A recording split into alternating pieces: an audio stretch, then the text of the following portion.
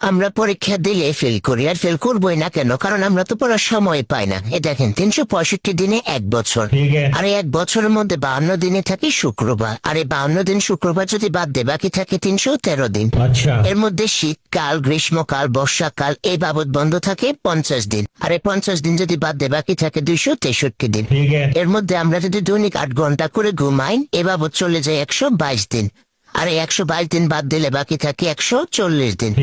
এর মধ্যে আমরা দৈনিক 1 ঘন্টা করে খেলাধুলার পিছনে ব্যয় করলে এই বাবদ চলে যায় 15 দিন, আর 15 দিন বাদ দিলে বাকি থাকে 126 দিন। এর মধ্যে আমরা 2 ঘন্টা খাওয়া গোসলের পিছনে যদি প্রতিদিন ব্যয় করি এই বাবদ চলে যায় 30 দিন, আর 30 দিন বাদ দিলে বাকি থাকে 96 দিন। এর মধ্যে আমরা 1 ঘন্টা যদি কথা বলার পিছে ব্যয় করি এ বাবদ চলে যায় 15 দিন, আর 15 দিন বাদ দিলে বাকি থাকে 89 দিন। এর মধ্যে আমরা পরীক্ষা দেই বছরে 35 দিন, আর 35 দিন যদি বাদ দেয় বাকি থাকে 46 দিন। এর মধ্যে ঈদ, উৎসব, বিভিন্ন কনসার্ট এ বাবদ চলে যায় 40 দিন, আর যদি 40 দিন বাদ দেয় বাকি থাকে 6 দিন। এর মধ্যে আমরা বছরে অসুস্থ থাকি কমপক্ষে 3 দিন, আর 3 দিন যদি বাদ দেয় বাকি থাকে আর 3 দিন। এর মধ্যে আমরা বছরে ঘুরতে যাই কমপক্ষে 2 দিন, আর 2 দিন যদি বাদ দেয় বাকি থাকে আর 1 দিন।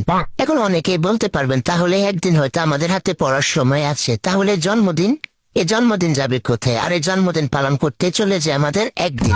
এজন্যই তো আমরা পরীক্ষা দিলে ফেল করি, কারণ আমরা তো পড়ার সুযোগই পাই না।